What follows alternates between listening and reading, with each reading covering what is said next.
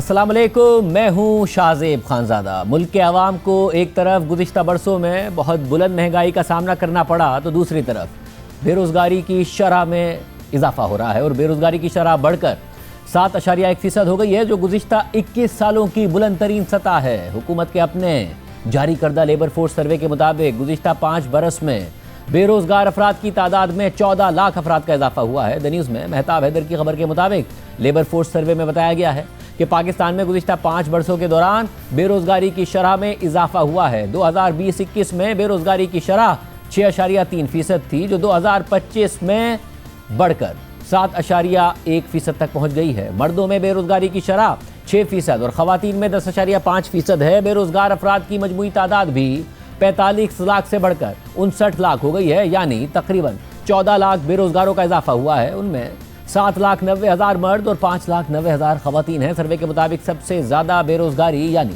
12.9% 15 से 24 साल के उम्र के नौजवानों में देखी गई है। इसके बाद 25 से 34 साल के उम्र के अफराद में बेरोज़गारी की शरह 8.3% है। इसी तरह ख़वातीन में सबसे ज़्यादा बेरोज़गारी यानी 14.9% 25 से 34 साल की उम्र की ख़वातीन में देखी गई। सर्वे के मुताबिक सबसे ज़्यादा बेरोज़गारी खैबर पख्तूनख्वा में 9.6% रही। इसके बाद पंजाब में 7.3%, बलूचिस्तान में 5.5% और सिंध में सबसे कम 5.3% बेरोज़गारी है। इसके अलावा सर्वे के मुताबिक औसतन माहाना आमदनी जो 2020-21 में 24,028 थी, वो 2024-25 में बढ़कर 39,042 हो गई है। खबर के मुताबिक नए सर्वे से पता चला है कि बेरोज़गारी की शरह अनपढ़ अफराद में 3.2% से बढ़कर 4.4% हो गई है, जबकि मैट्रिक से कम तालीम याफ्ता अफराद में बेरोज़गारी 4.9% से बढ़कर 6% हो गई है।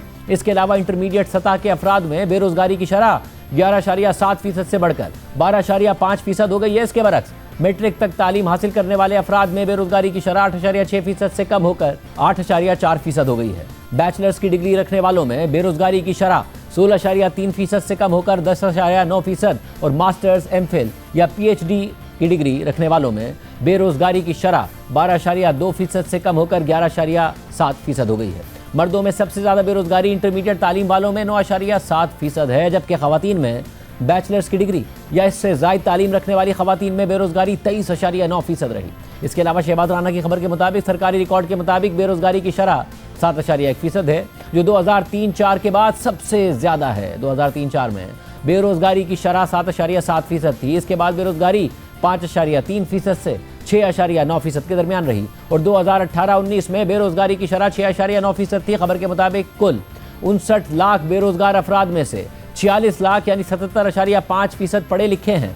तकरीबन 10 लाख आला तालीम याफ्ता अफराद भी बेरोज़गार हैं। खबर के मुताबिक पाकिस्तान की औसत तरक्की की शरह अरसे से 3% से कम रही और मईशत इतनी मुलाजमतें पैदा नहीं कर रही थी कि नए आने वालों को मुलाजमतें मिल सकें, क्योंकि हर साल 35 लाख अफराद लेबर मार्केट में दाखिल होते हैं। खबर के मुताबिक रोज़गार में ज़राअत के शोबे के हिस्से में 4% की कमी आई है और ये हिस्सा 33.1% रह गया है। इसके अलावा मैन्युफैक्चरिंग सेक्टर का हिस्सा भी कमी के साथ 14.4% रह गया, जिससे जाहिर होता है कि सनतें बुलंद शरह सूद, महंगी तवानाई और भारी टैक्सों के बाइस मुश्किलात का शिकार हैं। इसके अलावा होलसेल और रिटेल ट्रेड का हिस्सा बढ़कर कुल रोजगार का 16% हो गया है। खबर के मुताबिक हुकूमतें लेबर फोर्स सर्वे जारी करने से हिचकिचाती रही हैं, लेकिन मौजूदा हुकूमत को IMF की शराइत के तहत ये सर्वे करना पड़ा। हालिया दिनों में ये दूसरी रिपोर्ट है जो पाकिस्तान ने IMF की शराइत के तहत जारी की है। इससे पहले governance and corruption diagnostic assessment report जारी की गई थी। लेबर फोर्स सर्वे लॉन्च करने की तकरीब से खिताब करते हुए वफाकी वजीर बराए मनसूबाबंदी हसन इकबाल ने कहा कि IMF प्रोग्राम ने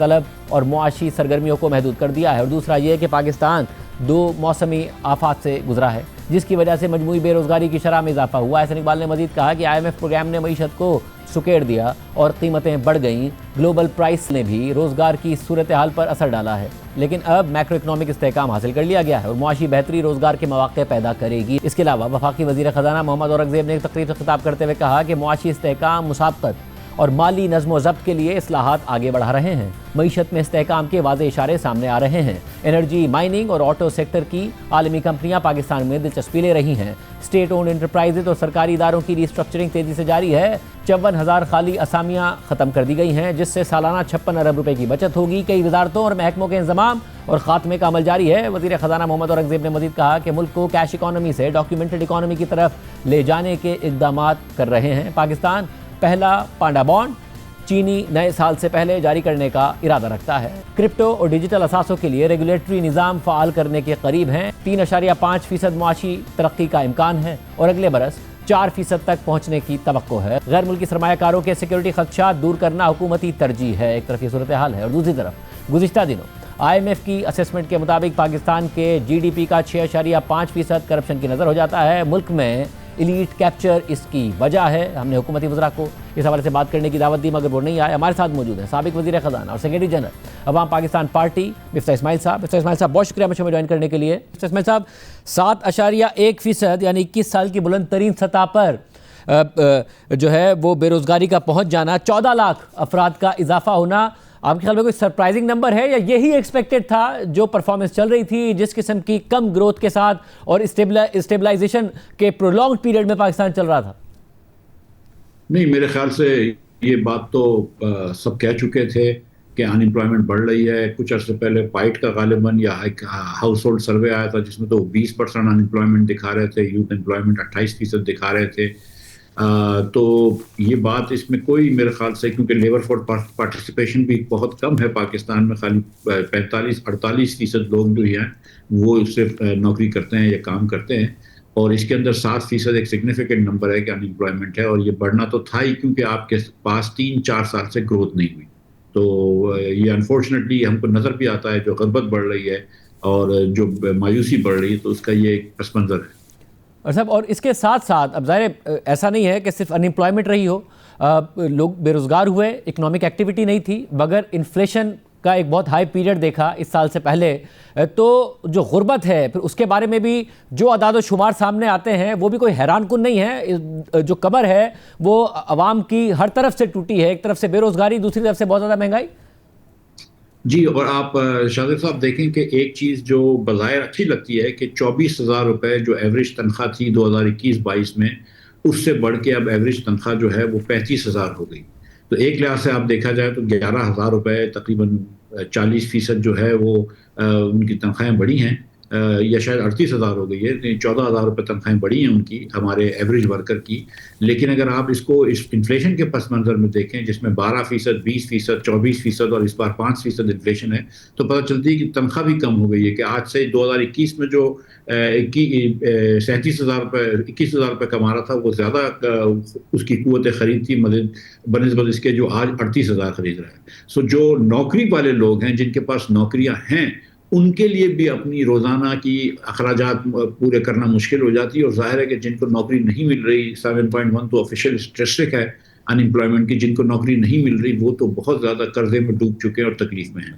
اور سر مگر پھر آگے کے لیے کوئی امید کیا نظر آتی ہے؟ جب ظاہر اس سال تو تقریباً 3.5% کی شرح نمو کی بات کی جا رہی ہے، GDP گروتھ کی، اگلے سال 4% کی، مگر وزیر خزانہ کہیں نہ کہیں کہتے ہیں کہ درمیانی مدت میں ہم 6 سے 7% کی گروتھ کی طرف بھی جا سکتے ہیں۔ اس کے اشارے آپ کو نظر آ رہے ہیں؟ کیونکہ ظاہر جو پاکستان کی پاپولیشن گروتھ ہے، جو امپلائمنٹ ایج میں یوتھ داخل ہو رہی ہے، ان کے لیے 6 سے 7% کی ترقی بڑی اہم ہے۔ کیا یہ امید رکھی جا سکتی ہے؟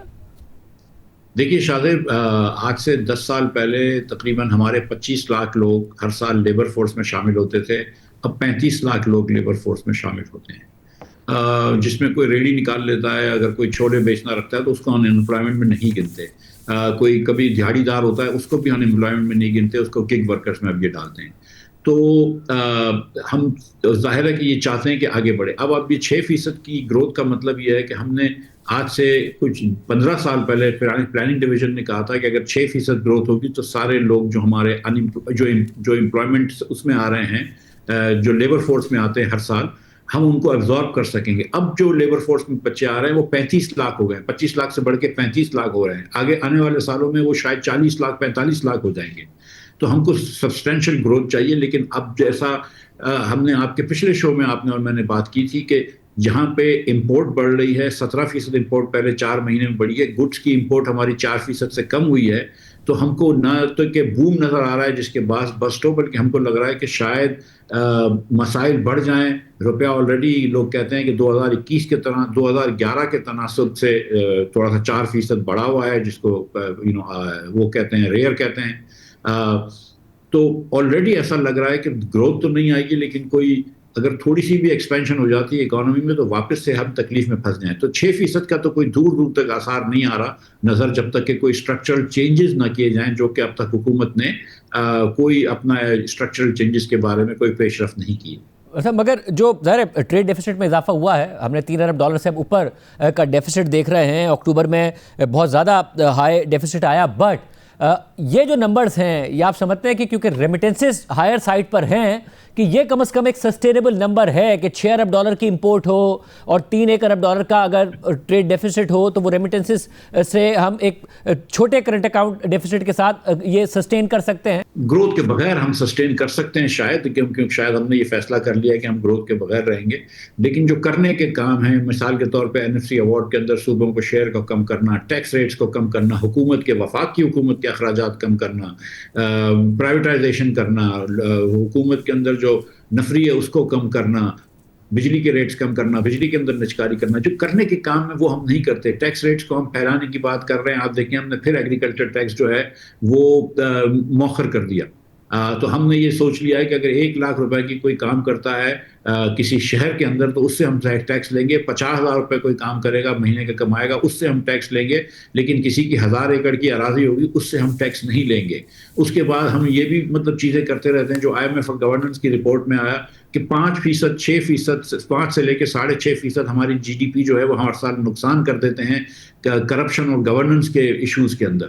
تو ہم نے جب تک وہ چیزوں کو ٹیکل نہیں کرنا ہے ہم کیسے اس طرح گروتھ کی طرف جا سکتے ہیں؟ تو مجھے نہیں لگ رہا کہ ہم گروتھ کی طرف جانے کے لیے بالکل تیار ہیں. صاحب میں اس پہ آپ کا کامنٹ بھی چاہوں گا کہ جو IMF کہتا ہے کہ پاکستان تقریباً 6.5% جو اپنا GDP ہے وہ ضائع کرتا ہے کرپشن اور جو ایلیٹ کیپچر ہے وہ بھی جو ہے گروتھ میں رکاوٹ بنتا ہے. کیونکہ آپ وزیر خزانہ رہے ہیں, آپ نے نظام دیکھا ہے, یہ کس طریقے سے جو ہے یہ نقصان ہوتا ہے یہ اور کس طریقے سے اس نقصان سے بچا جا سکتا ہے؟ کیونکہ متعدد حکومتیں یہ دعوے کر چکی کہ کرپشن کم ہوگی, کرپشن کو ختم کیا جائے گا, نظام کو بہتر کیا جائے گا, گورننس کو بہتر کیا جاتا ہے, ہوتا نہیں ہے. یہ کس طریقے سے 6.5% کیونکہ بہت بڑا نمبر ہے پاکستان ہٹ ہوتی ہے پاکستان کی اکانومی سے؟ میں آپ کو گورننس کے فیلیئرز کے اور ایگزامپلس دے دیتا ہوں جس سے کہ ہمیں شاید سمجھ میں آ جاتی ہے. دیکھیں ہم ایک گورننس فیلیئر تھا کہ ہم IPPs لگاتے تھے لیکن ہم ان کی بڈنگ نہیں کرواتے تھے. لہٰذا ہم ان ریٹ پہ لگاتے تھے جو نیپرا لگاتی تھی, جو نیپرا کا بیوروکریٹ ریٹ لے سکتا ہے. ہم ان ریٹ پہ نہیں لگاتے تھے. جو ڈسکوری ہوتی ہے پرائس ڈسکوری وہ ہم نہیں کرتے تھے. تو ہم نے مہنگے ریٹ لگا لیے, ہم نے مہنگے داموں پہ بجلی لگا لی. اس کے بعد دوسری ہم نے یہ چیز کی کہ ہم نے ہر پروجیکٹ کو دیکھا اس کی اس پہ, لیکن ہم نے کبھی بھی گورننس کے اندر یہ فیلئر تھا کہ ہم نے کبھی اس کو اوور آل نہیں دیکھا کہ یار اگر ہم اتنے سارے پاور پلانٹس لگا لیں گے اور ان کی ڈالر میں پیمنٹس کریں گے تو ڈالر کہاں سے آئے گا. سو ہم نے ڈالرز میں غلطی کر دی, ہم نے اس کی پرائسنگ میں غلطی کر دی کہ ہم اس کی پرائسنگ کس طرح کریں گے. یہ ایک قسم کا گورننس فیلئر ہے.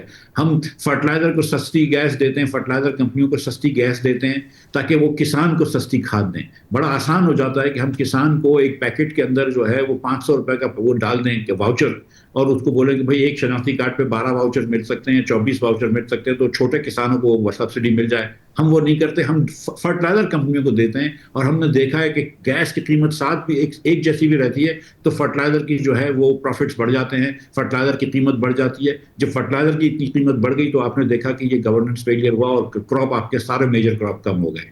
ہم نے یہ دیکھا ہے مثال کے طور پر کہ حکومت نے وعدہ کیا کہ ہم 4,000 روپے کے گندم خریدیں گے, پھر نہیں خریدا. اس سال IMF نے کہا تھا نہیں خریدو, تو اس سال انہوں نے کوئی رسیٹس کا کام نہیں کیا کہ جس سے فارمرز کو اس وقت پیسے مل جائیں. تو بیچ کے لوگوں نے تو بہت پیسے کما لیے, اپنے آرتیوں نے یا اسٹاکسٹ نے یا انویسٹرز نے, فارمرز ڈوب کے مر گئے. ہم نے پھر چینی میں دیکھا ہے, وہ تو گورننس سے آگے نکل کے کرپشن کی طرف چلے گئے کہ ہم نے وہ کمیٹی چینج کی, کمیٹی کے چیئرمین چینج کیے, ایک نئے چیئرمین لگائے, ہم نے وہ ایکسپورٹ کروا دی چینی. اس کے بعد پھر امپورٹ کی, مہنگی امپورٹ کی. جو GCP نے سستا ٹینڈر منع کر دیا, مہنگا ٹینڈر لے لیا, مارکیٹ سے مہنگا لے لیا, اور ہم اب وہ چینی جو ہے وہ زبردستی انڈسٹریلسٹ کو بیچ رہے ہیں. سو مطلب دیر آر, اینڈ میں ریئل اسٹیٹ کے ایگزامپلز آپ کو دینا شروع کر دوں تو مطلب کہ جن لوگوں کے پاس 500 پلاٹ کی جگہ ہوتی ہے وہ 2500 فائلیں بیچ دیتے ہیں اور حکومت کچھ بھی نہیں کر رہی ہے. بھائی حکومت کو یہ رول لگانا چاہیے کہ کوئی آدمی اپنے پلاٹس نہیں بیچ سکتا فائلیں جب تک کہ حکومت پرمیشن نہ دے, اور یہ ایک چیز نہ دیکھے کہ آپ کے پاس اگر 500 کنال زمین ہے اور آپ 1 کنال کا ایک پلاٹ بیچ رہے ہیں تو آپ 2500 فائلیں نہیں بیچ سکتے. یہ جو لوگ جو بڑے بڑے لوگ ہیں ان میں سے کنہوں نے یہ نہیں کیا ہے. سو اور یہ پھر جو مسئلہ ہوا یہ صرف بیڈ گورننس کا، انیفیشنسی کا یا غلط فیصلوں کا تو نہ ہوا. ظاہر ہے جب آپ آئی پی پی سے لے کر شوگر انڈسٹری تک، فرٹیلائزر تک، ریئل اسٹیٹ تک بات کر رہے ہیں تو یہ مسئلہ تو پھر کولیوژن کا، اس میں لابنگ کا، اس میں کرپشن کا، یہ سب ہوا. صرف انیفیشنسی یا بیڈ گورننس یا برے فیصلے تو نہ ہوئے. دیکھیے میں سمجھتا ہوں کہ اس میں برے فیصلے بھی ہوتے ہیں. یہ ہر بڈنگ نہ کروانا میرے خیال سے برا فیصلہ تھا. میں سمجھتا ہوں کہ آئی پی پیز کی بڈنگ نہ کروانا برا فیصلہ تھا. مجھے نہیں پتا کہ کب سے یہ فرٹیلائزر کو ہم سبسڈی دے رہے ہیں، لیکن جب اب یہ کنٹینیو کرنا جو ہے، یہ ان کے پریشر میں آ کے کرنا ہے، یہ میرے خیال سے برا فیصلہ ہے. ہو سکتا ہے کہ لیکن اس میں مجھے نہیں لگتا کہ کرپشن کا عنصر شامل ہے. جو چینی کا ہے، اگین اس میں کوئی پیسے کی لین دین نہیں ہوئی، لیکن کیونکہ یہ پاورفل لوگ تھے، انہوں نے اپنی انڈسٹری کو بہت فائدہ دے دیا.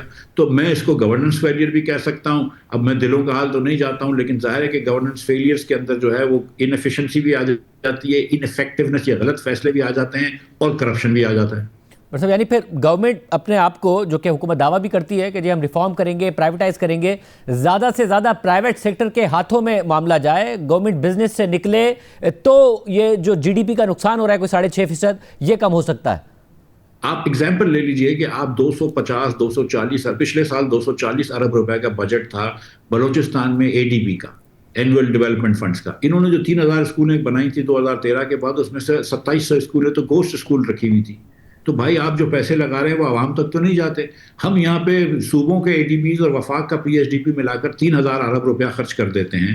اس 3000 ارب روپے کا عوام کو کیا فائدہ ملتا ہے؟ اور اس وقت ہم جب یہ 3000 ارب روپے لگا رہے ہیں تو ہم کو یہ سوچنا چاہیے کہ یار اگر ہم اس میں سے 500 800 ہزار ارب روپے کم کر دیتے ہیں اخراجات، اور جو نوکری پیشہ لوگوں پہ ہم 38% ٹیکس لگاتے ہیں شاید اس کو 25% لے جائیں، جو کمپنیز کو ہم 61% ٹیکس لگاتے ہیں ان کو ہم 40% لے جائیں، تو کیا یہ بہتر نہیں ہو گیا؟ کیا اس سے معیشت نہیں چلے گی؟ اگر آئے دن پاکستان سے کمپنیاں جا رہی ہیں، کبھی پروکٹر اینڈ گیمبل جا رہی ہے، کبھی لوٹے کیمیکل جا رہی ہے، کبھی مائکروسافٹ جا رہی ہے، کبھی کریم جا رہی ہے، تو یہ لمحہ فکریہ تو ہمارے لیے ہے نا کہ بھائی ایک وقت جب آپ دنیا بھی آپ کی طرف دیکھ رہی ہے، آپ کی دنیا میں عزت بڑھ چکی ہے، تو ایسا کیوں ہے کہ آپ ایک پیسے کا، ایک دہلے کا فورن انویسٹمنٹ نہیں لا سکتے پاکستان میں؟ ایسا کیوں ہے کہ پاکستانی انویسٹر پاکستان میں اب تیزی سے انویسٹ نہیں کر رہا؟ اور اس کی وجہ سے انمپلائمنٹ بڑھ رہی ہے. جو ہم نے بات کی ہے کہ لیبر، آپ کی انمپلائمنٹ بڑھ گئی ہے، آپ کی غربت بڑھ گئی ہے، آپ کی میل نیوٹریشن بڑھ گیا ہے.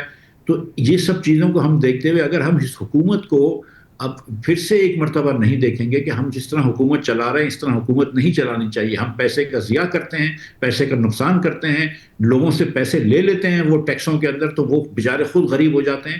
آپ اس طرح بھی دیکھیں کہ کوئی رپورٹ ہو، ابھی آپ نے لیبر کی بات کری، کچھ دنوں پہلے ایک HDI کی رپورٹ آئی تھی، ہیومن ڈیولپمنٹ انڈیکس کی، اس میں ہم 9 پلیسز پیچھے چلے گئے. بنگلہ دیش آج 130 پہ کھڑا ہے، ہم 168 پہ آ گئے. سری لنکا 82 پہ ہے. وہ 3 چیزیں دیکھتا ہے، تعلیم دیکھتا ہے، لانجیوٹی دیکھتا ہے، اور انکم دیکھتا ہے.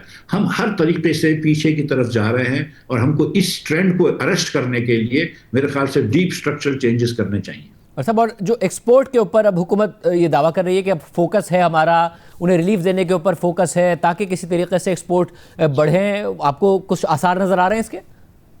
دیکھیے ایک چیز جو میرے خیال سے احسن قدم کل شہباز صاحب نے اٹھایا ہے، میں یہ تعریف کرتے چلوں، اور میرے بھائی مصدق ذوالقرنین جو کہ کمیٹی کے چیئرمین تھے، انٹرلوپ کے مینیجنگ ڈائریکٹر، ان کی ریکمنڈیشن پہ کوئی ایکسپورٹ ڈیولپمنٹ سرچارج تھا جس کا 55 ارب روپے کا ایکسپورٹ ڈیولپمنٹ فنڈ پڑا ہے. اس پہ کوئی کام نہیں ہو رہا تھا. وہ 55 ارب روپے ایسے پڑے تھے. ہر سال آپ 0.25% لوگوں سے لے جاتے ہیں ایکسپورٹر سے، کم از کم وہ انہوں نے ہٹا دیا. لیکن میں گزارش یہ کرتا ہوں کہ آپ کے پاس 5% ہوتا ہے ورکرز پروفٹ پارٹیسپیشن فنڈ، جو کہ ورکرز کو ملتا ہے، لیکن 2% ایک چیز ہوتی ہے ورکرز ویلفیئر فنڈ. آپ حکومت میں پوچھ لیں، کسی کو نہیں پتا کہ وہ کیا کرتے ہیں، لیکن وہ 2% جنرل فنڈ میں چلے جاتے ہیں. اسی طرح آپ اگر ٹیکس ریٹس کم نہیں کریں گے، سیلز ٹیکس کے ریٹ کم نہیں کریں گے، آپ دیگر چیزیں نہیں کریں گے، تو آپ کمپیٹ نہیں کر سکتے. آپ ایک طرف تو کہتے ہیں اپنی کمپنیوں کو کہ آپ چین سے کمپیٹ کریں، دوسری طرف آپ چین سے دگنی مہنگی بجلی دے رہے ہیں، دوسری طرف آپ چین سے دگنی مہنگی تگنی مہنگی گیس دے رہے ہیں، آپ کی زمین مہنگی ہے، آپ کے کاغذاتوں میں ڈیفیشنسی ہے. تو اگر آپ پاکستانی بزنس مین کو چاہتے ہیں کہ وہ دنیا سے ایکسپورٹ کر سکے، دنیا میں کمپیٹ کر سکے، تو اس کو آپ تھوڑی سی تو ایک کوئی نہ کوئی تو کہیں نہ کہیں تو لیول پلینگ فیلڈ دیں. آپ ٹیکس ریٹس بھی کم کریں، اس سے صرف ایکسپورٹ نہیں بڑھے گا، لیکن آپ بجلی اور گیس کے ریٹس بھی کم کریں تاکہ اس سے تھوڑی سی بہتری آ سکے. بہت شکریہ. پروگرام میں آگے بڑھتے ہیں. پاکستان اور افغانستان کے درمیان کشیدہ صورتحال گزشتہ کئی ہفتوں سے برقرار ہے. افغان طالبان اور افغان میڈیا یہ دعویٰ کر رہا ہے کہ منگل کی رات کو پاکستان نے افغانستان کے اندر متعدد فضائی حملے کیے ہیں، جس کے نتیجے میں سویلینس کی ہلاکتیں بھی ہوئی ہیں، جبکہ افغان طالبان نے ان مبینہ حملوں کا جواب دینے کی دھمکی بھی دے دی ہے۔ تاہم کل صحافیوں سے گفتگو کرتے ہوئے D G I S P R lieutenant general Ahmed Sharif Chaudhry نے کہا تھا کہ پاکستان جب بھی حملہ کرتا ہے تو اعلانیہ کرتا ہے اور پاکستان کبھی سویلینس پر حملہ نہیں کرتا۔ اس کے علاوہ کل ہمارے پروگرام میں اس حوالے سے بات کرتے ہوئے وزیر دفاع خواجہ آصف نے کہا کہ ہم افغانستان میں کارروائی کریں گے تو واشگاف انداز میں کریں گے، ہم کارروائی کرتے بھی ہیں تو کبھی شہریوں کو نشانہ نہیں بناتے۔ پاکستان کیا ڈینائی کر رہا ہے یا ان کے اس الزام کو صرف ڈینائی کر رہا ہے کہ سویلینس مارے گئے ہیں اس کارروائی میں؟ دونوں جو ہے چیزیں جو ہے نا وہ اس وقت نان ایگزسٹنٹ ہیں۔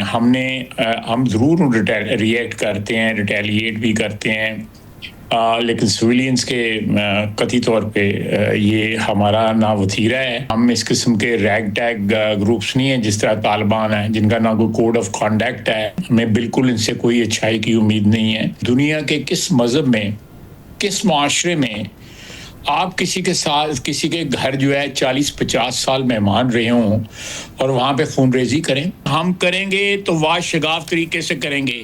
یہ شرعی جو لفظ استعمال انہوں نے کیا، مجھے اس پہ اعتراض ہے۔ کون سی شریعت ہے جس کے یہ ماننے والے ہیں؟ ساری صورتحال میں آج army chief field marshal Asim Munir نے نیشنل سیکیورٹی ورکشاپ کے شرکاء سے خطاب کرتے ہوئے کہا ہے کہ سرحدی سالمیت، سیکیورٹی اور شہریوں کا تحفظ پاک فوج کی اولین ترجیح ہے، اس پر کوئی سمجھوتہ نہیں کیا جائے گا۔ بیرونی حمایت یافتہ دہشت گردی اور پیچیدہ چیلنجز کے باوجود مسلح افواج قومی سلامتی کے لیے پرعزم ہیں، ہم دشمنوں کے مذموم عزائم ناکام بنائیں گے۔ ساری صورتحال پر بات کریں گے۔ ہمارے ساتھ موجود ہیں افغان امور کے ماہر صحافی افتخار فردوس اور کامران یوسف صاحب ہمارے ساتھ موجود ہیں۔ آپ دونوں کا بہت شکریہ۔ افتخار فردوس صاحب، ایک ایسی سچویشن ہے جس میں پاکستان نے پہلے کہا تھا کہ اگر کارروائی کریں گے تو ہم جواب دیں گے، اب پاکستان کہہ رہا ہے کہ ہم نے کچھ نہیں کیا، افغانستان کہہ رہا ہے کہ نہیں جی پاکستان نے کارروائی کی اور ہم جواب دیں گے۔ یہ اس صورتحال کو کہاں جاتا دیکھتے ہیں کیسے وقت میں، جب وزیر دفاع تو کہہ رہے ہیں کہ مکمل جو تعلقات کی بحالی ہے اس کو رائٹ آف کر رہے ہیں وہ افغان طالبان کے ساتھ؟ پاکستان کا ایک موقف ہے شاہ زیب صاحب بہت کلیئر، اور افغان طالبان کا بھی ایک موقف ہے، اور دونوں اس اگر ڈپلومیسی میں لگے بھی ہوئے ہیں تو وہ شاید اس وجہ سے لگے ہوئے ہیں کیونکہ اس میں ثالثین ہیں، اور ایسے ثالثین ہیں جن کے دونوں ممالک کے اوپر فائنینشیل انفلوئنسز بھی ہیں اور آبویسلی جیو پولیٹیکل لنکس بھی ہیں۔ اور اگر شاید قطر اور ترکی اور جو دیگر ممالک ہیں، سعودی عربیہ بھی اب دوبارہ سے میڈییشن کی کوشش کر رہا ہے، تو اگر یہ دونوں ممالک نہیں ہوتے تو میرے خیال میں اب تک ایک بہت بڑی جنگ جو ہے وہ ہو چکی ہوتی۔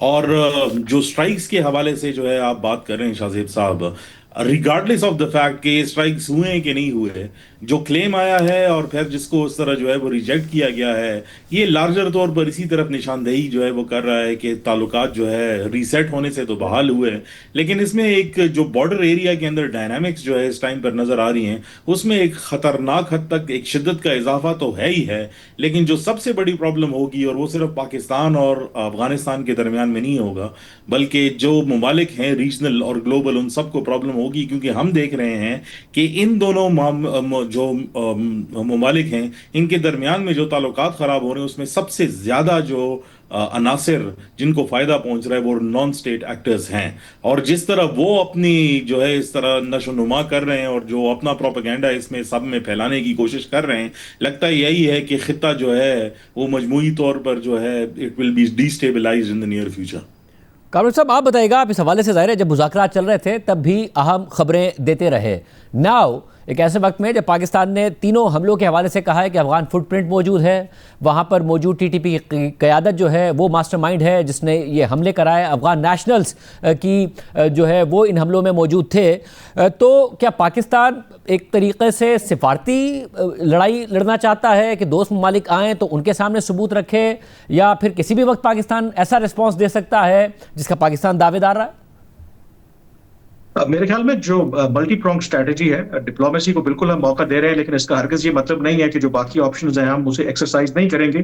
اور یہ جو کلیمز اور کاؤنٹر کلیمز آئے ہیں 2 روز پہلے، جو افغان طالبان نے دعویٰ کیا پاکستان نے کارروائی کی، پاکستان نے تردید کی، اس کا ایک اور اینگل یہ بھی ہے کیونکہ دونوں جو اطراف ہیں، مثلا پاکستان کی اگر آپ بات کریں تو وہ جو میڈییٹرز ہیں ترکی اور قطر ہیں، ان کو یہ بتانا چاہتے ہیں کہ کیسے افغانستان کی سرزمین آج بھی پاکستان کے خلاف استعمال ہو رہی ہے۔ اور یہ جو افغان طالبان کی طرف سے کلیم آیا ہے اور اس میں کہا ہے کہ جی پاکستان نے ड्रोन हमले किए हैं और उसमें मुबैना तौर पर बच्चे जो हैं वो मारे गए हैं, वो शायद उनकी तरफ से भी एक प्रीएम्प्टिव स्ट्राइक है, एक टैक्टिक है कि वो मीडिएटर्स को बताना चाहते हैं कि देखें पाकिस्तान की जो भी इंफॉर्मेशन है कि टीटीपी या बाकी दहशतगर्द ग्रोह यहाँ से ऑपरेट कर रहे हैं, ये बिल्कुल गलत है। तो यहाँ पर आई थिंक दोनों तरफ से और खास करके अफगान तालिबान जो है वो क्लियरली लगता है कि अंडर प्रेशर है। जो इस्लामाबाद में दहशतगर्दी का वाकया हुआ, फिर पेशावर में एफसी हेडक्वार्टर के बाहर जो नाकाम हमला हुआ, वाना में हमने देखा कैडेट कॉलेज पर जो हमला हुआ, तो उसके बाद अफगान तालिबान कहीं ना कहीं एंटिसिपेट कर रहे हैं कि पाकिस्तान मुमकिन तौर पर कोई बड़ी कार्रवाई कर सकता है। तो यहाँ पर जो अफगान तालिबान है वो एक साइकोलॉजिकल गेम भी खेल रहे हैं। इनफैक्ट मैं पाकिस्तान और अफगान तालिबान से हट के जो दोनों के पर्सपेक्टिव है, वॉशिंगटन में जो लोग फॉलो करते हैं इस रीजन में जो भी मिलिटेंसी वगैरह हो रही है, तो वो भी हैरान थे कि जो ज़बीहुल्लाह मुजाहिद ने जब ट्वीट किया और दावा किया कि पाकिस्तान ने रात गए कार्रवाई की है, और जो कुछ तस्वीर उन्होंने शेयर की बच्चों की, जिसमें मुबैना तौर पर दिखाया गया कि उनकी जो लाशें वगैरह थी, तो जो वॉशिंगटन से ज़राए ने मुझे बताया, उन्होंने कहा कि ये पुरानी तस्वीर थी, शायद किसी अर्थक्वेक की थी। तो इससे अंदाजा होता है कि जो अफगान तालिबान है वो किस कदर प्रोपेगेंडे में आगे हैं। और इफ्तिखार फिरदौस साहब, आपने जो बात की, आप कह रहे हैं कि अगर सालिस ना होते, दोस्त ममालिक ना होते तो जंग छिड़ गई होती। अब वज़ीर दिफा कह रहे हैं कि उनकी उम्मीद है कि हमारे दोस्त चाहते हैं कि खित्ते में अमन हो, जिससे उन्हें भी फ़ायदा होगा, इसलिए वो बहुत जल्द मुदाखलत करेंगे। ऐसा लग रहा है पाकिस्तान उम्मीद कर रहा है कि मुदाखलत होगी। क्या पाकिस्तान इंतज़ार कर रहा है, या कहीं ना किसी लेवल पर पाकिस्तान की दोस्त ममालिक के साथ कोई फ्रस्ट्रेशन है कि वो मुदाखलत नहीं कर रहे जितनी उन्हें मुदाखलत करनी चाहिए, जिनका इन्फ्लुएंस है अफगान तालिबान पर? शाहजेब साहब, ये जो डिप्लोमेसी है इसके कुछ अनासर वो हैं जो सामने नज़र आते हैं। जो मेरी इतलात हैं वो पिछले 2 हफ्ते के दरमियान में काफ़ी एक्सटेंसिव जो है वो डिप्लोमेसी के जो टैक्टिक्स हैं वो इस्तेमाल की गए हैं, और कुछ नोन और कुछ अननोन इंडिविजुअल्स वो पाकिस्तान में आए और मुज़ाकरात का एक सिलसिला भी जो है वो चला। और आज भी जो ईरान के नेशनल सिक्योरिटी काउंसिल के जो सेक्रेटरी हैं अली लारीजानी, वो आए हुए थे, और उनके दौरे का जो मकसद जो उनकी ऑफिशियल न्यूज़ एजेंसी ने बताया है, उसके अंदर भी जो है ईरान ने एक ऑफर जो है वो की है कि वो और दिसंबर के मिड में जो है अफ़गानिस्तान और पाकिस्तान के दरमियान में एक बातचीत का सिलसिला जो है वो आगे जो है वो बढ़ाना चाहते हैं। मेरी जिन ज़राए से पाकिस्तान में जो है वो बात हुई, उन्होंने कहा कि अभी तक हमने उनको कोई जवाब नहीं दिया या हमने कोई डिसीजन नहीं लिया कि हम ईरान की मीडिएशन वाले कॉन्फ्रेंस में हिस्सा लेंगे या नहीं लेंगे, लेकिन कम्प्लीटली तौर पर इसको रद्द भी नहीं किया। लेकिन मेरी जो इन्फॉर्मेशन है उसमें ऑब्वियसली डेलीगेशंस पाकिस्तान में आए, और अगर पाकिस्तान ने इस्लामाबाद के अंदर बॉम्बिंग और वाना कैडेट कॉलेज के बाद जो बॉम्बिंग जो हुई, वहाँ पर जो अटैक हुआ, उसके बाद फौरन रिएक्शन नहीं दिया, तो वो उसी डिप्लोमेसी का जो है वो नतीजा था, जिसकी वजह से जो है ये अटैक्स जो है उनको उस तरह रिस्पॉन्ड नहीं किया गया। लेकिन ऑब्वियसली पेशावर में एफसी ट्रेनिंग के कैंप के ऊपर जो है एफसी के हेडक्वार्टर के ऊपर अटैक करना एक मेन स्ट्रीम सिटी के अंदर, मेरे ख्याल में सब्र का पैमाना जो है वो लबरेज हो गया, और आखिर में जो है कोई ना कोई रिएक्शन ऑब्वियसली डिप्लोमेटिकली भी जो है वो दिखाया गया। ऑल्दो पाकिस्तान की हुकूमत उसको जो है वो मानती नहीं है, लेकिन जो करंट सिचुएशन है, अगर पाकिस्तान ने इनकार भी किया और अफगानिस्तान भी जो है अपने मौक़िफ़ से हट रहा नहीं है, लेकिन फिर भी जो इसके दरमियान में जो सीज़ फायर की जो नौबत है उसको जो है वो बरकरार रखा गया है। हालांकि वो इस टाइम पर मुकम्मल तौर पर बहाल तो हम नहीं कह सकते, लेकिन किसी ने भी यूनिलैटरली नहीं कहा कि हम जो है सीज़ फायर को नहीं मानते। इसलिए अभी तक सरहद पर कोई ऐसी मूवमेंट देखने में नहीं आई जिसमें हमने कोई रिएक्शन देखा हो या कोई ऐसी बात हो। तो डिप्लोमेसी की बात तो जो है वो चलती रहेगी, क्योंकि बहुत सारे ममालिक ये समझते हैं कि अगर ये बॉर्डर जो है इसके ऊपर जो हलचल दोबारा जो है वो शुरू हो जाती, तो इसे एक डोमिनो इफेक्ट क्रिएट होगा, जिसमें मजीद खित्ता जो है वो इसी तरह लार्जर कॉन्सिक्वेंसेस उसके यही होंगे कि आग के अंदर जो है वो डूब जाएगा। कामिल साहब, आप क्या कहिएगा? पाकिस्तान की उम्मीद है कि बहुत जल्द दोस्त ममालिक मुदाखलत करेंगे, वो चाहते हैं कि खित्ते में अमन हो, वो क्या मुदाखलत कर नहीं रहे हैं? पाकिस्तान एक्सपेक्ट कर रहा है, क्योंकि ज़ाहिर तुर्की और कतर के अलावा भी ऐसे दोस्त ममालिक हैं जिनका इन्फ्लुएंस है, सऊदी अरब है, मुत्तहिदा अरब अमारात है। देखिए, मुत्तहिदा अरब अमारात का भी बिल्कुल इन्फ्लुएंस है, लेकिन शायद वो उस तरीके से गेम में पहले इन्वॉल्व थे, अब इन्वॉल्व नहीं है। Saudi Arab to an extent माजी में उनका बहुत रोल था, वो नहीं है। आई थिंक जो बड़े प्लेयर्स हैं, खास करके इस वक्त अगर किसी का बहुत ज्यादा इन्फ्लुएंस है तो वो कतर है।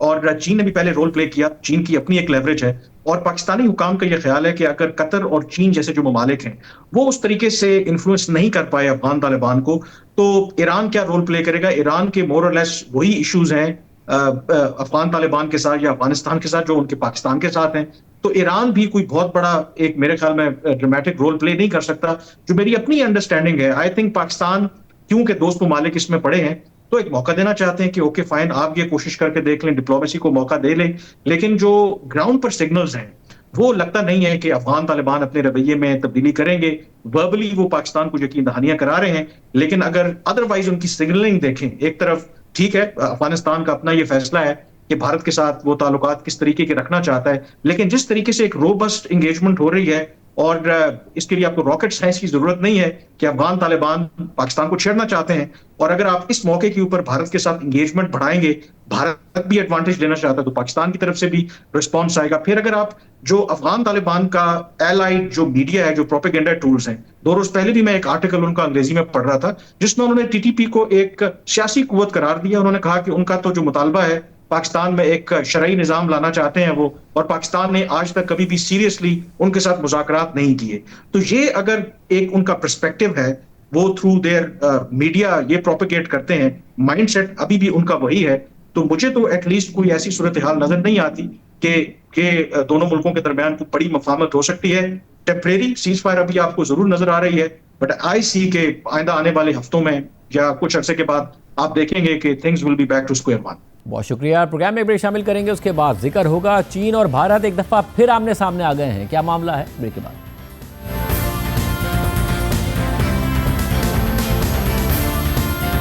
صدر ٹرمپ کی دوسری مدت صدارت میں بھارت کے حوالے سے امریکہ کے سرد رویے کی وجہ سے بھارت نے اپنی خارجہ پالیسی میں بڑی تبدیلی کرتے ہوئے اپنے بڑے حریف چین سے قربتیں بڑھانے کی کوشش کی تھی۔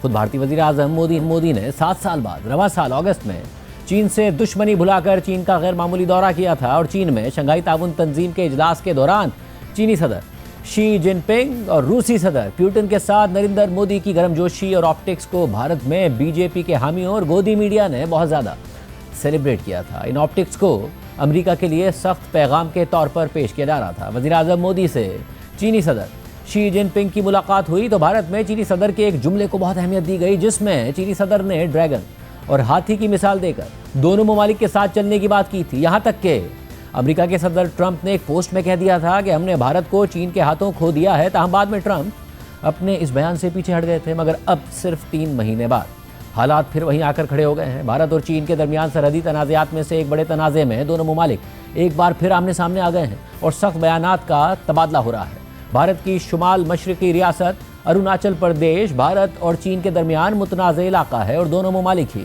اس پر ملکیت کا دعویٰ کرتے ہیں۔ چین نے اروناچل پردیش کو جنوبی تبت کا حصہ قرار دیتے ہوئے زینگنان کا نام دے رکھا ہے اور دعویٰ کرتا ہے کہ یہ چین کا علاقہ ہے جس پر بھارت نے قبضہ کر رکھا ہے۔ چین ہر کچھ عرصے میں اروناچل پردیش کے علاقوں، مقامات، پہاڑوں اور وادیوں کے چینی نام بھی سرکاری طور پر جاری کرتا رہتا ہے، مگر بھارت چینی موقف کو ہمیشہ سے مسترد کرتا آیا ہے، اور اس دفعہ دونوں ممالک کے درمیان اروناچل پردیش یا زینگنان کی ملکیت کا تنازعہ ایک بھارتی خاتون کے ساتھ چینی شہر شنگھائی میں پیش آنے والے واقعے کی وجہ سے ابھر کر پھر سامنے آ گیا ہے۔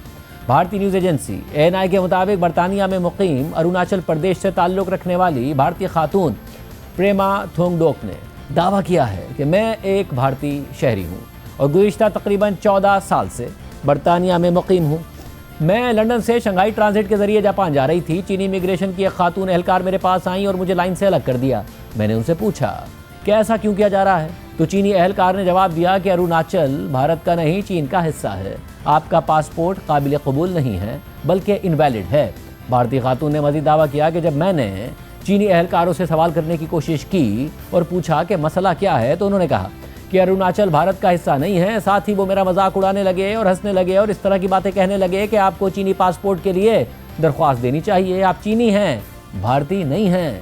بھارتی نیوز ایجنسی ANI کے مطابق بھارتی خاتون پریما تھونگڈوک نے مزید کہا کہ میں اس سے پہلے بھی شنگھائی ٹرانزٹ کے ذریعے سفر کر چکی ہوں اور کبھی کوئی مسئلہ نہیں ہوا۔ میں بہت دیر تک اپنے خاندان سے رابطہ بھی نہیں کر سکی۔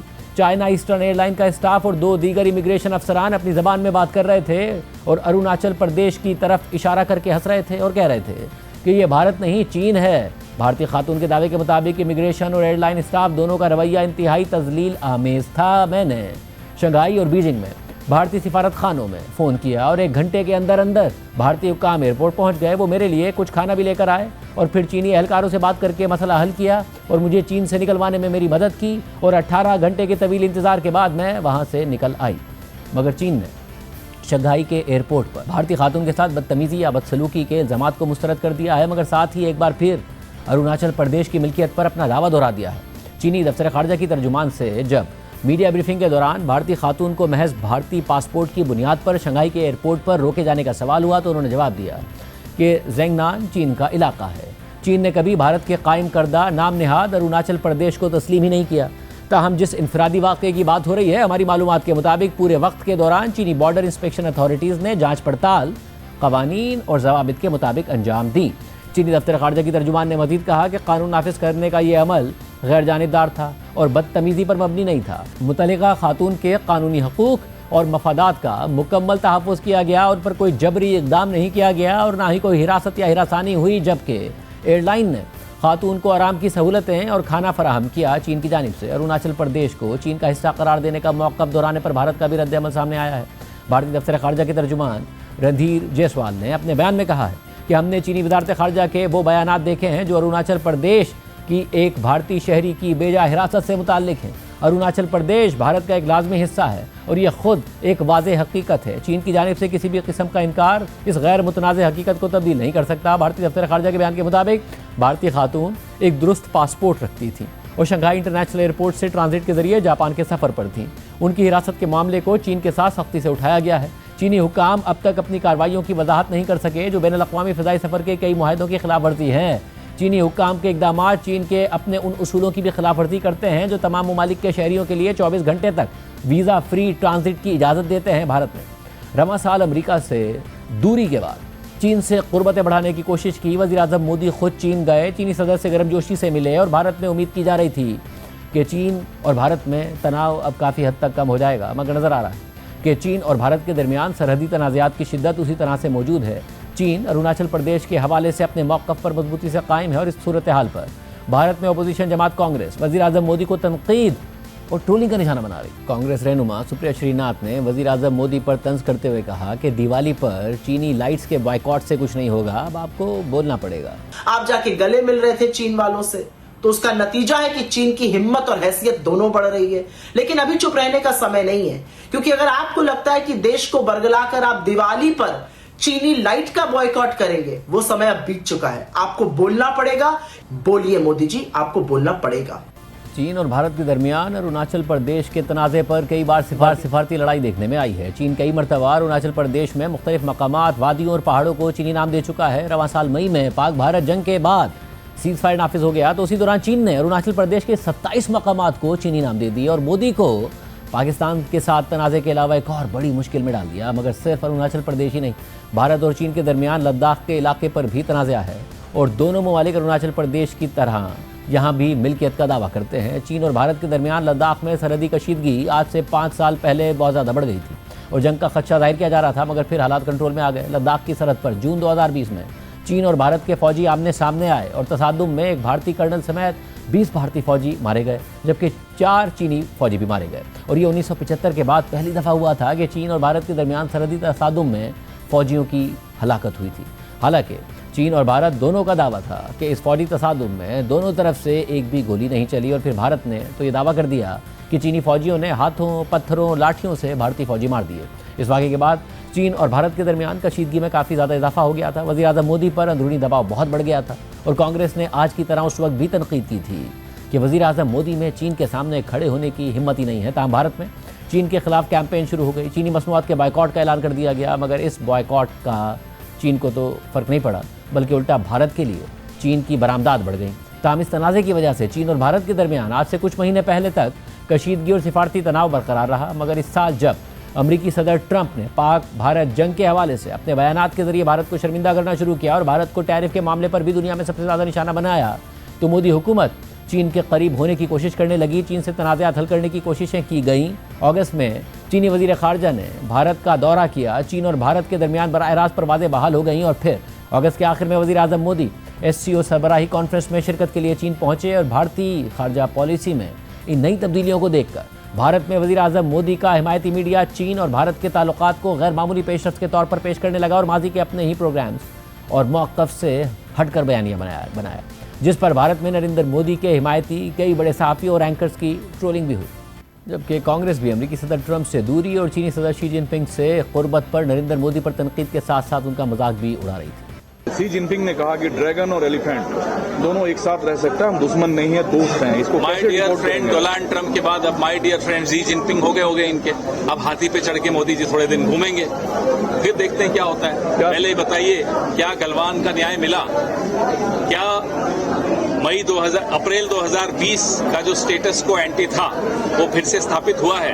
کیا ہماری سینائیں، ہمارے سرکشا بل وہاں گشت لگا پا رہے ہیں جہاں اپریل 2020 سے پہلے لگا پاتے تھے؟ ان سب کا جواب پردھان منتری لے کر آئیں گے یا نہیں آئیں گے؟ دوست بدلتے رہتے ہیں، پھر دل ٹوٹ جاتا ہے، پھر نئے دوست ڈھونڈتے ہیں۔ دیش کی تو حالت آپ نے دیکھ ہی لی، ارتھ ویوستھا کی حالت دیکھ لی، ودیش نیتی کی حالت دیکھ لی۔ آج کے پروگرام میں اتنا ہی، اجازت دیجیے، اللہ حافظ۔